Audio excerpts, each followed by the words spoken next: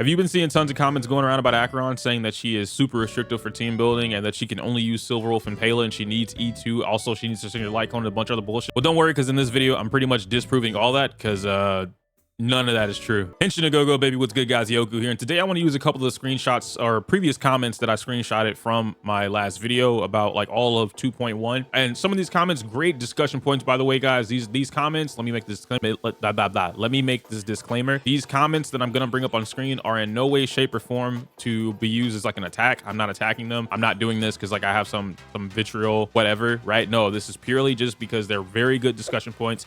They're common misconceptions, if you will, or common things that have been pushed around. Now, some of these things, I'm going to openly admit, I'm not able to legally prove these things to you, but there are other people out there who have already done it that are willing to risk things, and I am not one of those people willing to risk my life.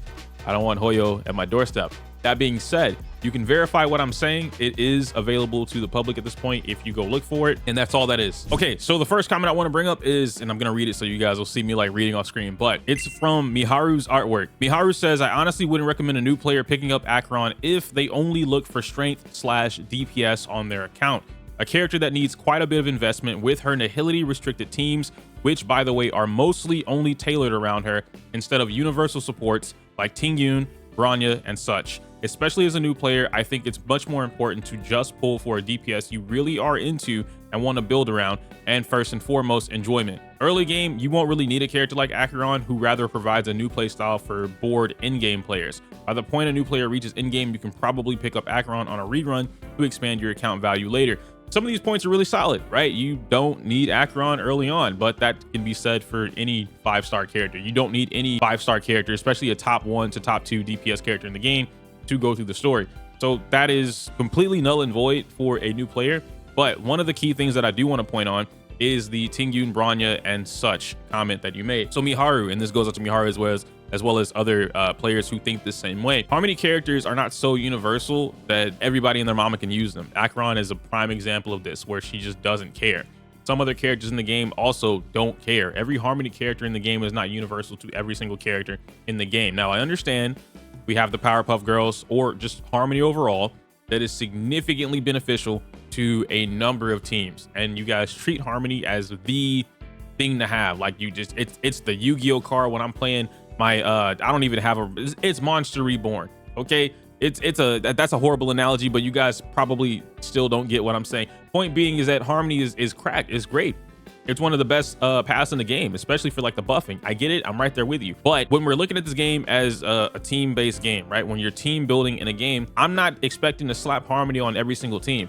Most new players do not have access to Tingyun, at least right now, because they've missed the banner. They also definitely don't have access to Bronya unless they sniped her in the beginner banner or just got unlucky and lost to 50-50, which some players have had happen to them. I can't make that claim, and I can't say like by definite statement this is what they get, because it's not the case. What I can say from a new player perspective, and I'll show you guys my free-to-play account after this, but from a new player perspective, if I were just starting the game, either during the Sparkle banner or in Acheron's banner, I know that I can guarantee 2 things, or I guess technically 3, 4, whatever. I can guarantee Acheron, I can guarantee Pela, I can guarantee Gallagher. Those 3 characters are on her banner. Those 3 characters can be essential to her team building, and they will significantly help a new player have a proper Acheron team. Just because a character, and this will go into another comment that we have, but just because a character desires the top of the top, right? If I want the maximum defense buff or defense reduction or defense shredding, all type resistance, obviously I'm going to look for the top of the top, but that's not always available to you, and that doesn't mean that other characters don't work. Lastly, I want to talk about the restrictive statement, which this kind of applies to everything that we're talking about, and in fact I'll show you in game. Okay, this restrictive team building nonsense is a load of crap. I want to point this out real quick. Okay, Jingliu, for what it's worth, I can build her with Mei, Blade. I don't really need Locha, but let's just say that Locha or Ho-Oh are on the team. Yeah, once again, most new players will not have access to almost every single character in the game. The only character I'm missing is Argenti. Now, moving along with my teams, right? I have Kafka Swan, Kafka Mei, Kafka Black Swan, Ho-Oh. I don't need Mei on this team. I could replace Mei with Asta. It could work that way. I could replace Asta with Ting Yun. It works the same way. I could replace Ho-Oh with Silver Wolf.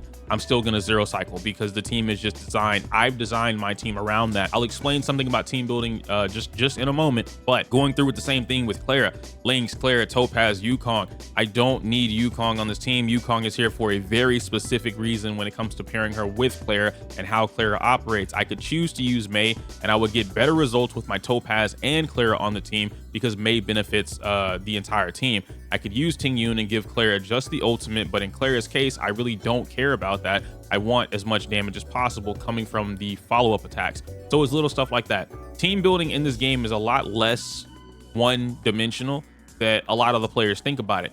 What do I mean by that? I mean this. We have the standard, or I guess new standard, mono quantum team being Sparkle, Zila, Ting Yun, and Fu Xuan. This is of course going to be something similar to your hyper carries. Now, if I wanted to zero cycle this, like guaranteed, because I could do it with Fu Xuan, I've done it already. There's a video on that. I could just replace Fu Xuan with Mei, and now I've created the Powerpuff Girls +1, right? So now it's Zila plus the Powerpuff Girls, and this is able to do everything. You guys have to stop recommending this type of team comp to new players. Well, you know, I'm not going to tell you that you have to stop. You can do whatever you want. I would recommend that we stop recommending this team comp to new players because now we have this mass influx of newer players who are going into like a few months worth of playing the game. They've built up characters and they genuinely don't know what the fuck to do. Not because they don't know how to play the game. Star Rail's not hard to play the game at all, but they don't know how to build teams. When you tell them, hey, I'm building a Zila team and I have Sparkle and Ting Yun, I don't have Mei, who else can I use? And they're thinking that they have to have Mei. They need Mei or else the whole team is disgusting.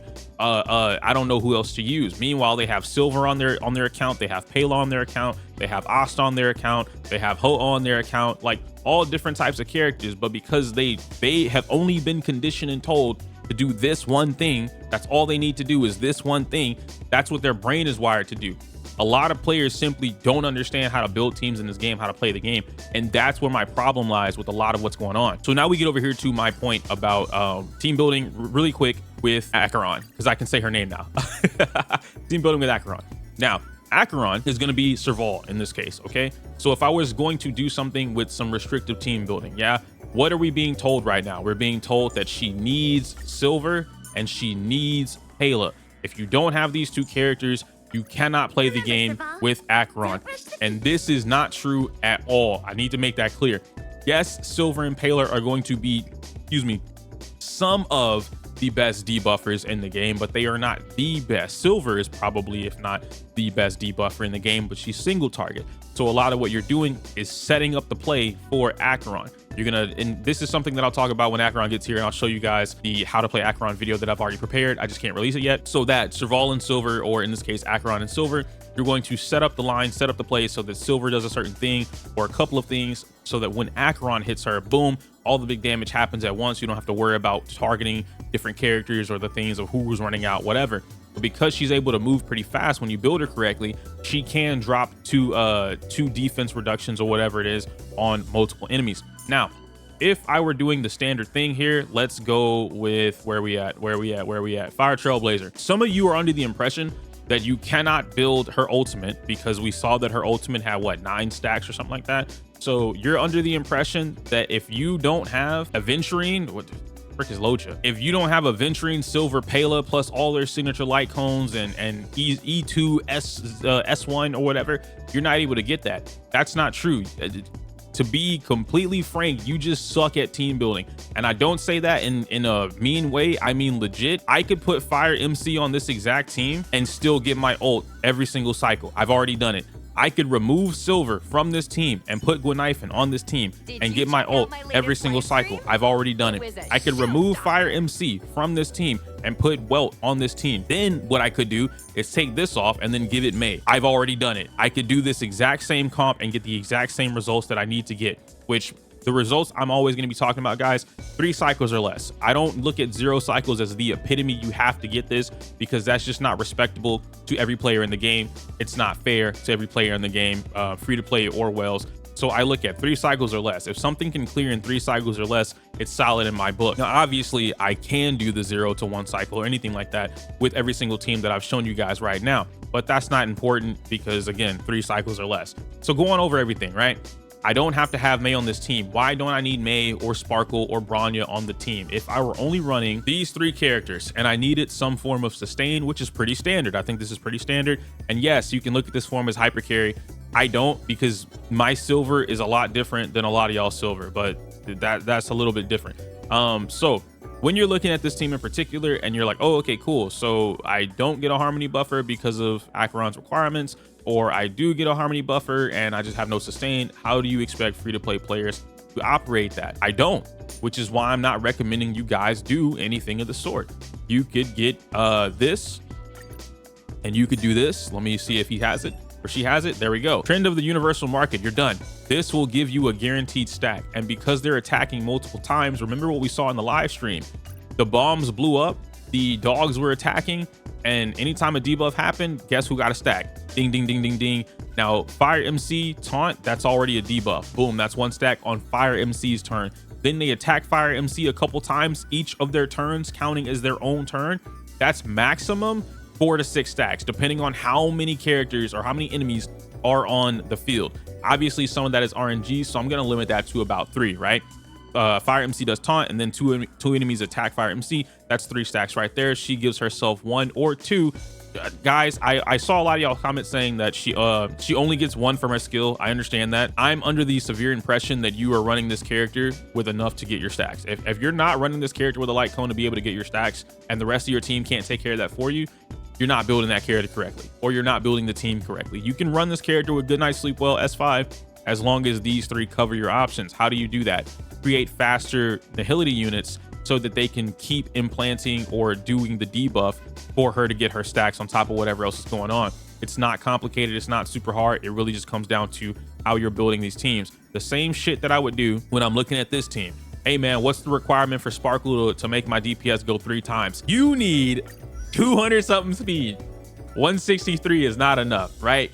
That's to go twice. I can bring my Zila up 2 times. Zila goes twice or 3 times on her own. So I'm guaranteed at least 4 times with my Zila. That's cool. What about Ting Yun? Oh yeah, Ting Yun needs to be fast as hell, boy. So now she's at 165. If I needed both of these characters to jump up, now I need Ron May, who's gonna add the 10 to the 10 speed points to the entire team. This jumps up to 175, and then this jumps up to 173. Yeah, 173. I still need 30 more speed points in order to get her to go 3 times in the first cycle. That way I can do whatever else I need to. It's the same type of restrictions. We're not gonna sit here and act like building a Pela of all characters is significantly more restrictive and more complicated or harder to build than it would be to build your Sparkle or to build my Ting Yun. As much as you guys were saying that building these particular units are super easy and everybody could do it, there should be no complaints about building Pela, Silver Wolf, Kafka, maybe not Kafka in particular. Swan is definitely easy. I don't know why people complain about that, but whatever. Speaking of Swan, now we move on to my second point here. I don't need Pela on the team. Pela is not the best debuffer in the game. It is Swan. I don't care what anybody else says about that matter. I'm telling you it's Swan. Swan has everything that Pela has in her kit without being tied to her ultimate. She has damage that Pela doesn't have access to, and she has the actual ultimate, which is the epiphany stuff from the ultimate. So now you add into this, you have Fire MC who has burn. Okay, so now she's getting more stacks on her Arcana stacks. Silver Wolf is making sure that entanglement happens so that someone's getting broken, they don't get to take their turn, they get delayed even further. So it's kind of like a pseudo May, if you will, May before May, right? The delayed. And then Acheron is just blowing everybody up on the board. Like, she doesn't care, they're dead. So a lot of what comes into or what constitutes team building for this game, team building for this particular character, think outside of the box. Outside of the, I could do this with Japard. I don't even need Fire MC, bro. If you have Japard, you could do this with Japard. If you're so desperate, you're so desperate that you have to run May, you have to run Sparkle, right? Okay, you have to run Sparkle. Guess what? Unfortunately, you're gonna have to make a decision between Pela, Swan, or Silver as your other Nihility character, your main Nihility character, and then you're gonna be using, I'm not gonna use Silver in this case. You're going to be using your only option, Sustain Wealth, or spend money to get E2. That's just kind of how that works.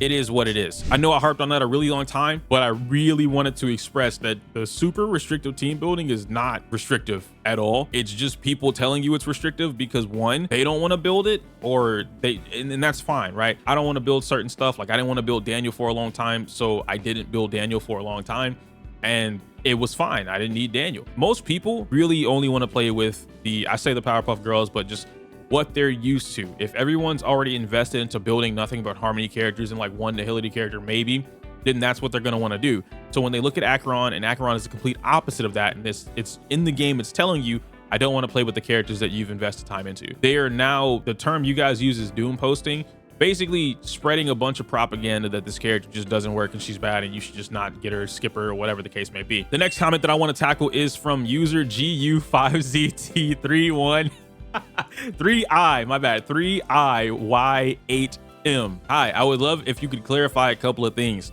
Is your Acheron over Jingliu suggestion based on projection over current state, right? I don't know what the right part is in the question mark, so I'm not entirely too sure how to answer this as like a yes or no, because I don't know what that means. But even as E0S1, there are no serious theory crafters who project her damage to be on par with either Jingliu and Dill, unless you expect people to run Welt Sustain, in which case she is the best in the game, DPS bar none. Don't let yourself be fooled by damage per screenshot, or else Argenti would be the best performing unit in the game. Let me kind of go over that little statement real quick. No serious theory crafters who project her damage to be on par with either Jingliu or Dill. That's just not true. I know we don't have Grimro anymore. He's taken his like extended break. I talk with almost every single theory crafter, at least that makes content, and I talk with theory crafters that don't make content in the game. There's not a single theory crafter that I've talked to and had a serious discussion with pertaining to Acheron that has said something like this. Anyone that I've talked to about this character has said her damage is leagues above. If we're doing an E0S1, she's at the top, period, point blank period. You build that character correctly, she's at the top. You do not need to run this character with a harmony character, because the nihility characters are basically acting as their harmony characters, and because of the requirement comes okay, like I'm trying not to say the particular thing, but guys, catch on to what I'm about to say, okay? The requirement that Acheron cost to run her at efficient levels, maximum levels, right? The reward, the payoff is basically a May boost, okay? Are we on the, okay, so, hey, dude, give me this and I'll give you a May boost, right? I will do a thing to give you Ruan May's worth of a damage boost. All right, cool, we're on the same page there. So you don't need it. Now, looking at this, I feel a little offended, bro. No serious theory crafters, come on, guys. I don't got to give y'all all the Google data sheets, okay? I again, my track record is pretty solid for being able to tell y'all what's going on. Silver, Kafka, Jingliu, when everybody was doom posting her, come on, bro. I'm here. All right, I'm here. I'm telling y'all, I would never steer you wrong. Now, Dill, I can speak on Dill because I've been playing a lot of Dill. You guys have seen my tweet about Dill. If you haven't, it's on my Twitter, and I've also posted about it in Discord. Dill's damage is beneath Jingliu at this point. I'm just gonna throw it out there. I don't think Dill and Jingliu are on the same levels anymore, but I do think E2 Dill, that's a whole different conversation that I'm willing to have at a different point in time. Yes, E2 Dill is definitely up there. Jingliu, still up there. Top 1 DPS as of right now until Acheron gets here. And it's arguable that they could share or fight for the #1 spot, and then the other one just goes into #2. I don't really care because I play both. So like 1 or 2 doesn't really matter to me. I'm not arguing that she has to be #1, and there's nothing else that can be said about that. What I am saying though is that her being as high as Jingliu out of the gate is nothing to do with her being restrictive on the team building. It doesn't matter. There's zero reason anybody should be saying anything about the damage output, the damage performance when it comes to Acheron versus Jingliu versus Daniel, or anything of the sort. The damage performance is definitely up there. Most players, or theory crafters, I'll use that term. Theory crafters have to get their information from something, which is usually the players. If the theory crafters can't play it themselves, then they're theory crafting, right? They're crafting the theory of what can happen versus someone who's actually played the game. They've played it, and then they've done the thing, and they're telling you what they've done. So it's not a damage per screenshot, because that's what a Google data sheet would be, is here's the calculative data of what it would happen, or what it would look like. This is in game. This is what's happening here. I'm showing you this is what's happening. So you have these two sides arguing, people who have done it and then people who think it might happen or can't happen. And that's all it is. Again, the information or access to these things is out there, just not from me. The next part of this, for those willing to wait for proper nihility support, I can't read that, can I? Maybe she has a, okay, I can read that. She certainly has a high ceiling, but at this point in time, her damage is dragged down by Silverwolf and ends up being a bit average, similar to that of Jingyuan or Argenti, and certainly below Dill and Jingliu with their proper supports. Considering all of this, I would personally suggest those starting the game to rather pull on Jingliu's banner and wait for Acheron's rerun when her supports can actually maximize her damage. I'm going to tell you exactly what this is. This is the same thing that happened with Kafka when Kafka came out, and people were saying the exact same shit about Kafka. Oh, there's no nihilities that are really going to take advantage of Kafka. Wait until Swan. Kafka comes out, she becomes #1 team in the game, or rather at that time #1 DPS or #2, something like that in the game, due to her consistent damage output and overall burst damage that she had with exploding on DOTs. Second time it happened was with Jingliu. Jingliu came out, the same exact thing happened. Hey, you should wait on this, don't do that, blah blah blah blah blah. Jingliu doesn't really have the damage output. If you don't get E0 S1, if you don't get E2 S1, you're not really going to see the damage that you're looking for. The next time it happened was Topaz, almost back to back. Topaz, hey guys, Topaz is going to be cracked. This is basically a fire version of Kafka. You definitely want to pull up Topaz if you're looking at follow-up attacks. Don't wait, because there's no telling when she's going to get a rerun. Yeah, but honestly guys, you should just wait for Topaz's rerun after she comes out and after we have all those supports that we know work for Topaz. That way you can just pull Topaz. You would have had to skip Topaz, then start pulling her supports specifically that are designed for Topaz. That doesn't make any sense. Then they release Dr. Ratio for free. All of a sudden, fuck man, I wish I pulled Topaz, man. That sucks, bro. I wish I would have gotten Topaz. Why didn't I get Topaz? You had the same stuff happen. Swan comes out. Man, I skipped Kafka, but I really want Swan. I need Kafka and Swan. Like, is that her best team? Yes, that's her best team. Can I use Kafka and Gunaifen? Or like, can I use Swan and Gunaifen? You can, but it's not the best. It's not comparable to Kafka Swan. Man, what do? You either pick up Swan now and wait for a Kafka rerun, or you don't. Then we got a Kafka rerun, people didn't do it. Every single time people tell you, just wait for something to happen and you know you want it, just pull it. I promise you, you're in the better position. Acheron has the support she needs right now. I'm telling you to be top 3. Even if it wasn't top 1, she has the supports in the game right now to be top 3. Don't let anyone tell you that Silverwolf is dragging this character down. That's just not true. Silver plus Pela gives you damn near 100%. Silver plus Swan gives you damn near 100% defense reduction, mind you. That's 100% defense reduction. Just for having 2 of those on the team, then you get your magical Ruan Mei boost, which is basically like having Mei on the team anyway, except you don't have to fill a slot for Mei. I'm telling you guys this you can put the own data in your own Google Sheets. You can look it up, do whatever you need, do the math on your own in your head, on paper, it doesn't really matter. I'm telling you guys, this is not worth listening to if you know you want Acheron. Now, this is not an argument for the sake of like, if you know you want Jingliu, go for Jingliu. I want Jingliu, you already have her, but still, go for Jingliu. If I wanted Jing over Acheron, then I would do that. But if you're seriously looking at these 2 characters, I've already given you valid reasons in the previous video. I'll give you more reasons in Acheron's dedicated video as to why I believe she is practically a must pull at this point, probably coming out tomorrow. And then in today's video, which I know is a pretty longer one, but I'm just responding to a lot of comments and helping clear the air, I'm saying the same thing. This character is nowhere near the levels of Jingyuan and Argenti. I don't know how that came to be. And Argenti's not even weak, right? Like, Argenti can crack a lot of damage. He just needs a bunch of enemies on the field. Acheron doesn't have that requirement. Jingyuan can crack a lot of damage too, but he needs Lightning Lord to hit that one target or hit those 2 targets, and he needs everything else cleared off the board and a bunch of other stuff to get to that damage. Acheron doesn't need a bunch of other stuff to get to the damage. She just does it. Lastly, he says they say the other thing is, what's your definition of top 5 DPS in Zila's case? She's not really that high in either average usage rate or average cycle clears, certainly not every single MOC as you literally claim. So not sure exactly what you're going on about. If it's about people who use her, I don't think that would be a proper metric, since she has been on advantage of being carried by being in the best performing banner in the game's lifespan. What I mean by that is, you have a number of DPS characters in the game who can perform whatever, right? The damage per second. Zila has been in every single MOC average clear, at least based off of Pridewin and CN's data, since her banner.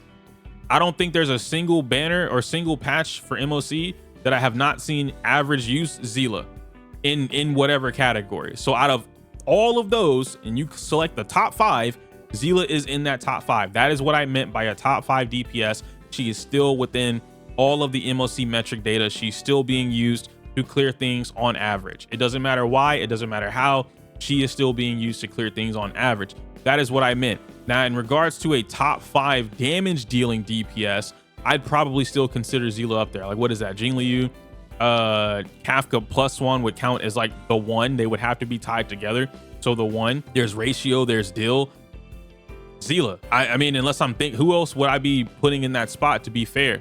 QQ, I guess, yeah, if RNG is applied to that, then sure. Next, I have another comment from Ito's Wet. Oh my God, what, yo.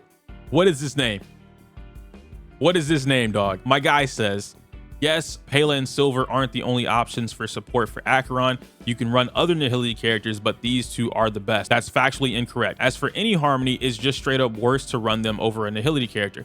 Acheron gets insert something that I'm not gonna say out loud, but you guys can read it on the screen because I'm not the one that said it. They are based on the number of insert characters in her team, up to 3. So her and 2 others and a sustain. There's no room for a Harmony there, so even Kafka and Black Swan will buff Acheron's damage more than, say, Sparkle and May. 100% correct, except for the Pela and Silver part. We already talked about that, though, so I don't have to go super in depth on that. Skyzel then says, people saying her team would be with Pela and Silverwolf have their valid reasons because she has to be paired with a character that gives a debuff. Again, I spoke on this specifically.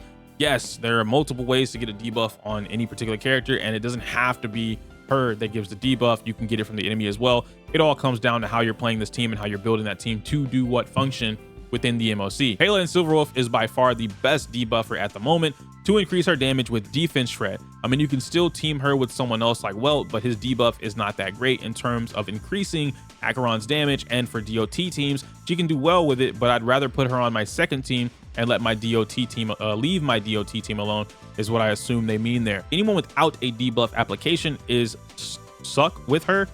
I guess maybe they sucks with her, right? You can probably try it, but good luck recharging her ult in 1 to 2 waves. So just to clarify a couple of things here, the defense shred, yes, I agree with that. Silver and Pela being some of the best, yes, I agree with that. We already talked about that, where I talked about Pela pretty much outperforming or not Pela, Swan pretty much outperforming Pela in this particular scenario. I do agree, however, with the DOT team. If I already have a Kafka Swan team built, I could put that on the second side of MOC, and then that team could totally rock out and do whatever it needs to, which is completely valid. I think what I'm noticing, though, as a trend is that most players who are saying Silver and Pela, and then how that's like her best thing and she needs it and this is why she's super restrictive. Silver is one of those controversial topics or controversial characters. Most players didn't actually pull Silverwolf, either because they believed that just getting the right element would be better for them for the character, or whenever Silver got her rerun, they still believed, hey, people are saying I don't need this character, I shouldn't pull this character, I'm not going to pull this character.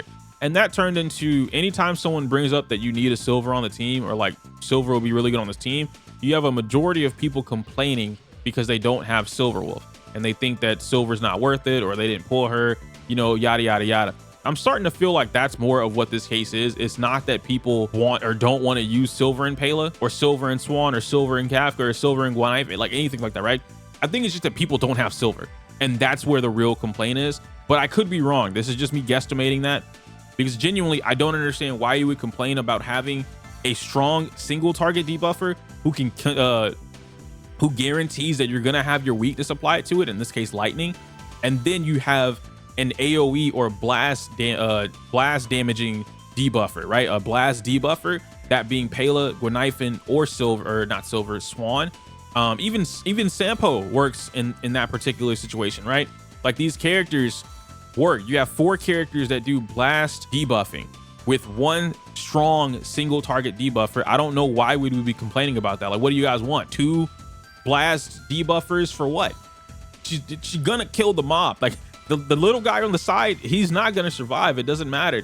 You're only concerned about the big target. The main target would be your primary concern. So yeah, I want the strongest debuffs on that main target. Even if I were to replace Silver with Luca because the enemy might be weak to physical, the same thing would apply, right? I would use Luca specifically to bully down the main target, and then I would use Pela, Swan, Guanaife, Sampo, whoever, to bully down these side targets. It's kind of like we have 8 Nihility characters in the game currently, and then people just forget we have 8 characters. Like, oh man, I only see 3. There's only 3, Welt, Silver, and Pela. Those are the only characters that exist in the game. It's like, no, that's not true at all. Even in Kafka's case, you could add Kafka to the team, and then she serves Acheron a different way. It's not for the debuff, but the way Kafka serves Acheron is fucking phenomenal. And you're gonna get the same, if not technically faster results using the full DOT team plus Acheron instead of using silver and Pela. But again, something that we can prove in a later point in time. The last comment that I want to go over here is going to be from Shell ST5840. Not exactly disagreeing with anything you said about Acheron, but I also think there are quite a few points overlooked as to why a free-to-play player might skip her outside of the path restrictions and light cone. Number one, she ignores weakness break on ult. Okay, assuming a 3-target scenario where she switches targets per ult hit, is she worth it for the 30 toughness reduction per target? Assuming it is all unleashed on one target, is the 60 toughness break worth it?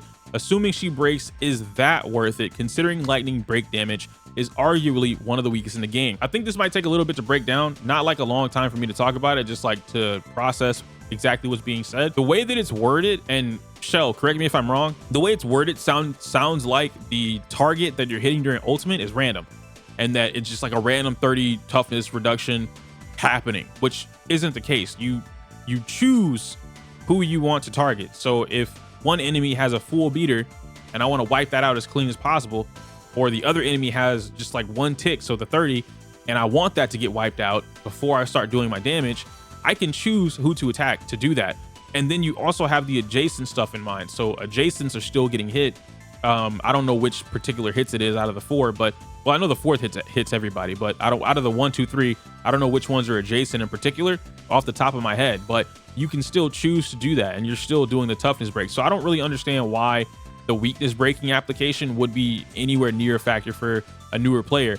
Even a veteran player for that matter. Like, I don't know why they would care about that, because they would obviously want to break down the enemy as fast as possible. Now onto the lightning break part. I don't know if you've seen was it Kafka? I think Smack put out a video with Kafka and Swan and Asta, and then he made a break Kafka instead of focused on attack Kafka, and that Kafka actually ended up doing more damage than the break, or than the attack, purely attack Kafka, because she was the one doing the break damage. So she would do a little less than her normal attacks, and then when she broke, the breaks would jump up to, you know, like Muron made levels, right? 70, 80, 90k type breaks.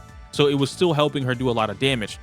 I think players are still underestimating how strong break effect is. Even if lightning is the weakest one, that big initial boom, like that hit, that's what matters, not the lightning DOT.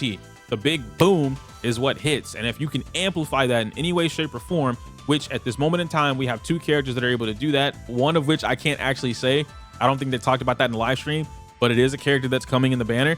And then the other one being May. The second part, you don't just need Nihility team members, you need them speedy as hell.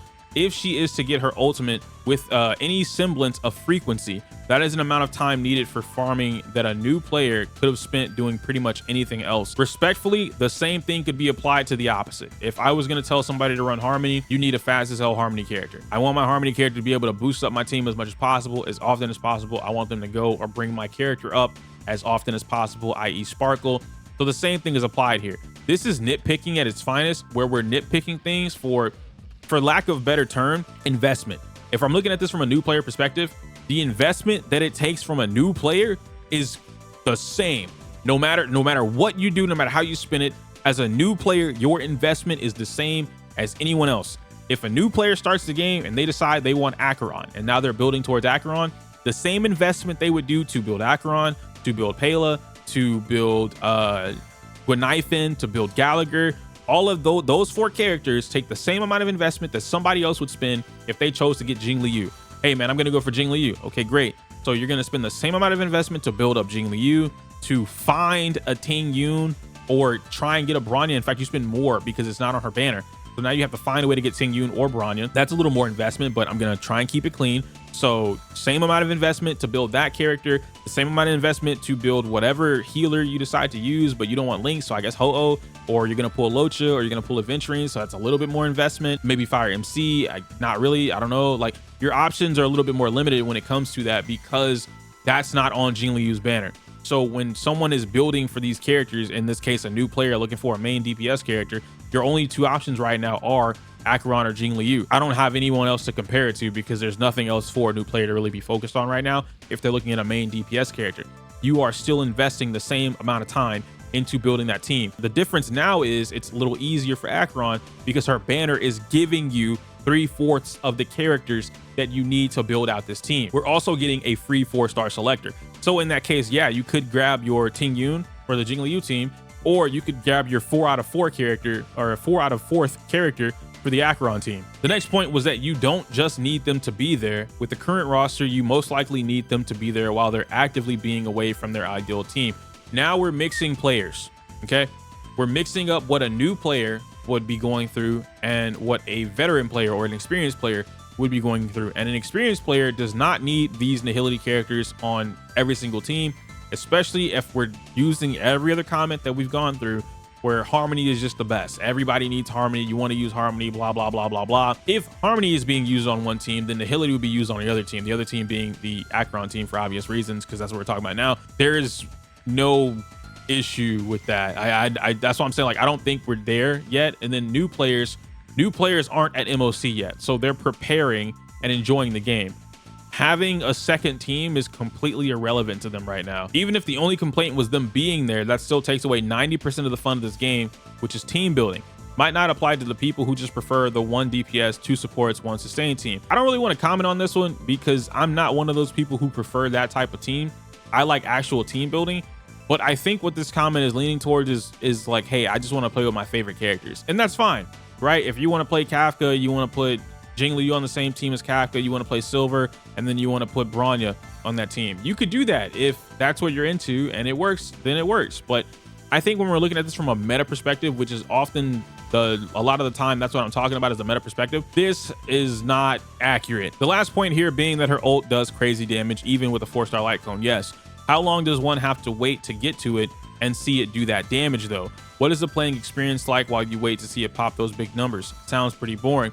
If someone can get the same numbers of cycles or +1 cycle by doing smaller damage in more consistent increments, aren't they more engaged in the gameplay experience?